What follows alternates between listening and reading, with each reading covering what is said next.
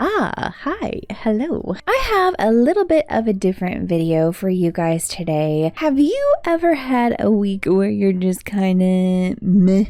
Well, that was me this week, and my brain needed a little bit of a break. So I am bringing this to you. This was a video that we didn't get to publish last year. We're gonna go through and just doodle together. I'm gonna be doing a voiceover for this one. Think about this as a draw doodle with me, if you will. So grab your sketchbooks, your coziest blanket, maybe some tea, maybe some coffee if you're feeling a little frisky, and let's get to doodling.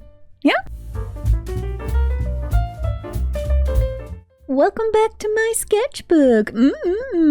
This little spread was inspired by a prompt that I saw, probably on Pinterest, about creating a character that is based off of your favorite foods or meals or holidays or a mixture of all three. So I chose Thanksgiving because duh. I started off by making a list of all of my favorite Thanksgiving foods and then started drawing them not in any particular order. So you've got mac and cheese, corn, rolls, green beans, and a pumpkin pie. I feel like that's pretty good. Now, I don't have any meats on here, and that's because I am a sides girly. If I could just fill my Thanksgiving plate with nothing but sides, specifically macaroni and cheese, that's what I would do. I went ahead and started drawing 3 simplified versions of little ladies as we do. Started kind of filling in the gaps from there. I was trying to figure out what elements would go best where and as what things on the character. My first idea was making the yeast roll her hair. Usually yeast rolls are like nice and voluminous, and I thought, ooh, if we took a yeast roll, flipped it upside down, it could be a pretty cute hairstyle. So that's what I did. And if we're going to do a yeast roll as her hair, I thought that her earrings should be cute little butter pats. The headband was too perfect of a shape not to do the green beans with the little, I don't know, peas, beans, whatever is in there. So I made her headband a green bean. And then for her dress, I had the idea of making it a layered dress. Underneath part, the color of pumpkin pie, and then the top apron part, the color of whipped cream. So it kind of mimics a pie. Now, moving on to the bodice, this was a little bit of a struggle for me. Started off with a cutout sort of situation and hated it, and ended up just figuring out that I will do just, I don't know, capped sleeves of some kind with a cute little boat neckline. I don't know how to explain that, but I wanted the top part to be kind of like a cardigan or something different than the rest of the dress. As far as the shoes go, I first thought that I wanted to make them look like pumpkin pie slices, but I was like, oh, well, I already have pie on here, so we'll just figure that out later, I suppose. And we still needed to put a potato somewhere. I decided to make that into her purse. Jumping around like I always do, I decided that it was time to do some swatches, figure out the colors for the different elements and where they were going to go, starting off with the most important, macaroni and cheese. And then putting that color over onto our sweet little lady to see where it goes. Then I completely abandoned that plan and just swatch over there. Don't even color in the pie, but start coloring in the pie elements, as you do. Continuing that theme, I go ahead and swatch out what I think should be the whipped cream, I don't know, shadow color, I guess, and put that over on our swatch lady as well. And then decide that the shoes should be ears of corn,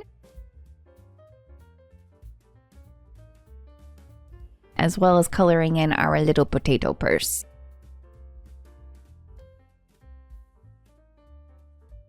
Time for the peas and the green beans. So I gave her little bracelets that are peas and her pea headband. So we're gonna go ahead and put the green on there.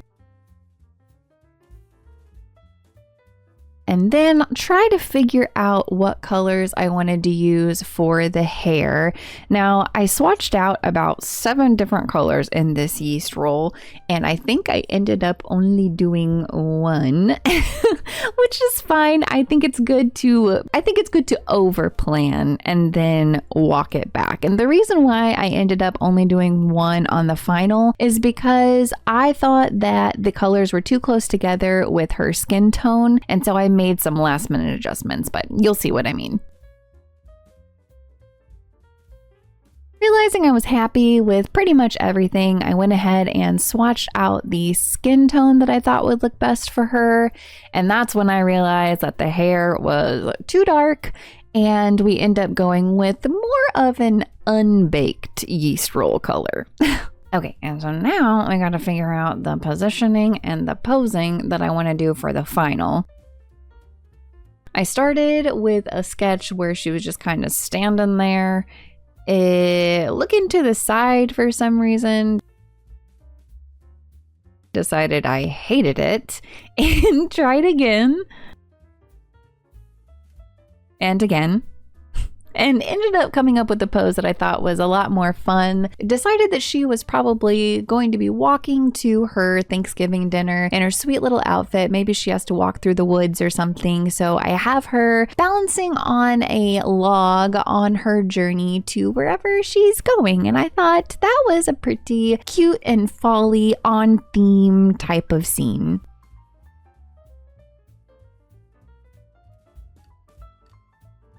I drew some trees in the background too, and I had something in mind, and you can tell that I'm very happy about this sketch. I got out our good marker paper and decided to start putting her in there. Starting with the log, of course, because if I don't have that, I don't know where she's going to stand.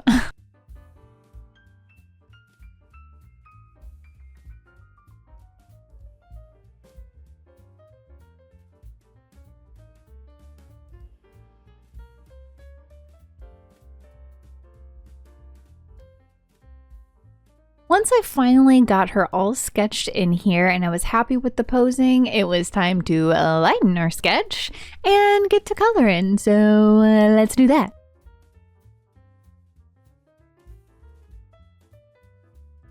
Got graced with the presence of coffee, decided I didn't like it on that side, and we'll just go ahead and switch it over here.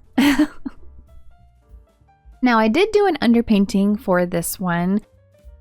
I underpainted the entire thing. It is very rare that I do a background, and even more rare that I do an underpainting on said background. But this was one of those rare occasions, I guess.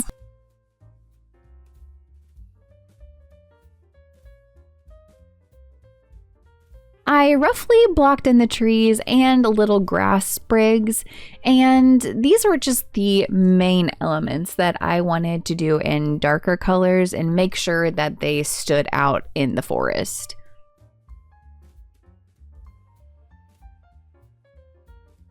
Deepening up some shadows, adding a few textures just so that my job with my markers are easier later.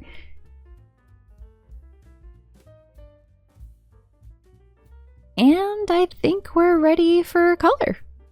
Yeah, I'm gonna sit back and stop yapping for a second so that we can enjoy this coloring montage while you relax in your own sketchbook and doodle along with me. But before we do that, I did want to just interject and give you a little something something. I had mentioned at the beginning of this video that I was feeling a little blah, and in this world where it is go, go, go, hustle and bustle, things in your face, new things all the time, I think it's safe to say that all of us experience those days here and there. I know I certainly struggle from time to time. What really stinks is that my creative brain tends to take the hit too.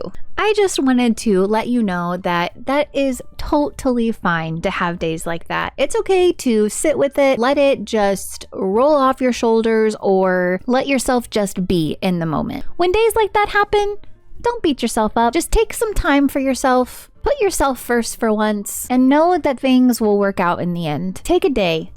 Go get yourself some boba, snuggle up in your most favorite, coziest pajamas, binge watch your favorite show, or YouTube channel, a wink a wink. Stuff your face with the cheesiest mac and cheese you can find and have that you day that you have desperately been needing. Only you know exactly what you need. So listen to yourself and take some time with you. Hopefully that helped someone, because I certainly wish that I had that advice earlier on in my life. Love yourself, take time for yourself, and you'll be really happy that you did. Okay, on to the coloring. Blah, blah, blah, blah.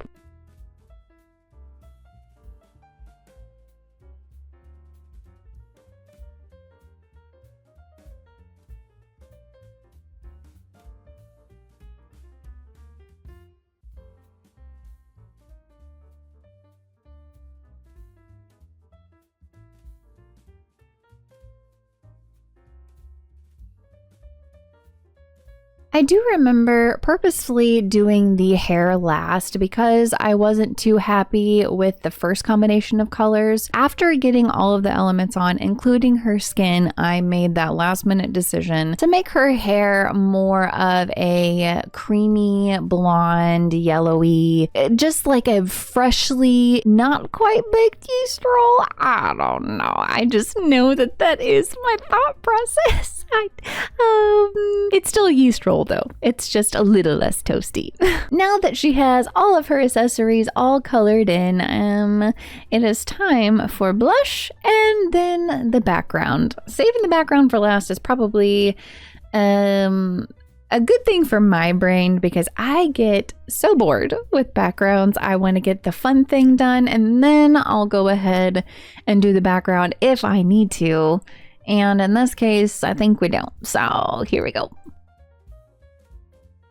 Whenever I start coloring in trees, I always feel a little bit nervous because it always looks streaky and not great on the first pass, but we trust the process. And I know that if it looks a little streaky, it'll play well looking like bark once I put more layers on.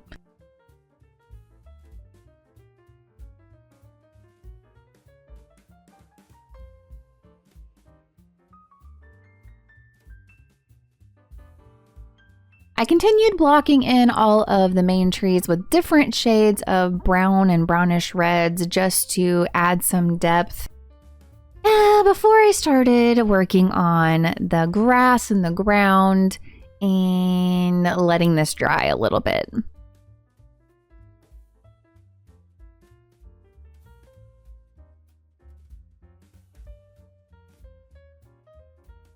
I started putting brown down for the ground because brown down for the ground. Okay. Because I wanted it to be more of a fall scene. So I did brown first and then a brownish kind of green to mimic just a little bit of fall-y vibes, I guess. I did want there to be a little bit of brighter lighting, so I took a lighter green and just put it sort of towards the horizon line of the background. And then colored the rest in with that darkish green just to give some variation, which kind of perked up my brain and thought about the lighting and what I wanted it to look like. And I definitely wanted there to be some sort of glowy yellow lighting, maybe some rim lighting on her. And so I decided to experiment. I did some lighting around the trees and around her and decided, yes, I really like that, but I wanted my forest to be a little more dense. So I took a lighter yellow, filled in the background completely. Also took a darker yellow and decided to start blocking in a variation of yellows, including some more trees. And so that kind of makes it look a little more dense, but like these trees are further back. And I started really liking how it looked, so I took an even darker yellow and did it some more.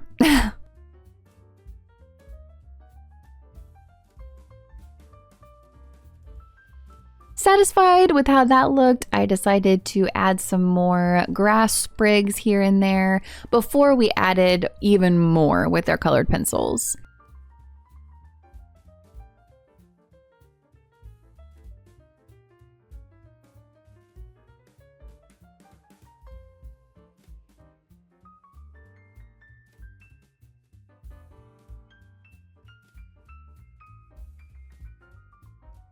And once that was done, I put our reference away and just got out some colored pencils to start doing a little bit of detailing, a little bit of color variation, and trying to get some of the more patchy areas to blend out a bit better. Now, as promised, I will shut my mouth, you sit back, relax, doodle along, and I'll let you know whenever we're ready for the reveal.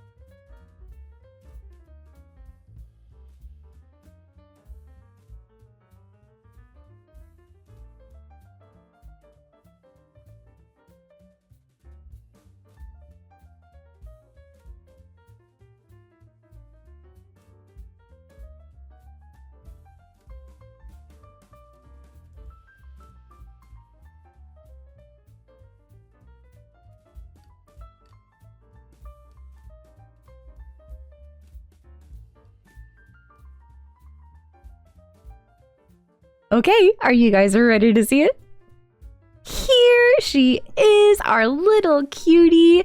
I think it turned out perfectly. I did put a little bit of a border around her so you could see her better, but I think she turned out really cute. I love the background. I love all of her little accessories, all the way down to what is now her cheese shoes. I've changed that again. But here she is. I even signed it to where it looked like the date and stuff was notched into the tree, and I just really love that little detail as well. If you were to make a character out of your favorite meal, food, or holiday, or all three, what would you choose? I'm very curious to know what your character would look like. So we ended up doing the yeast roll as the hair, the green bean as the headband, butter pats as the earrings, peas as the bracelets and necklace, potato as the bag, and pumpkin pie as the dress, and of course, cheese. Just cheese as the shoes. I don't see anything wrong with that, to be honest. If you doodled along, please post your creations on social media and tag me. You can find me here on Instagram and here on Blue Sky. I would absolutely love to see anything that you create. Please don't forget to like and subscribe. It helps out the channel a whole bunch. And until I see you next week, don't forget to be kind to yourself. Bye!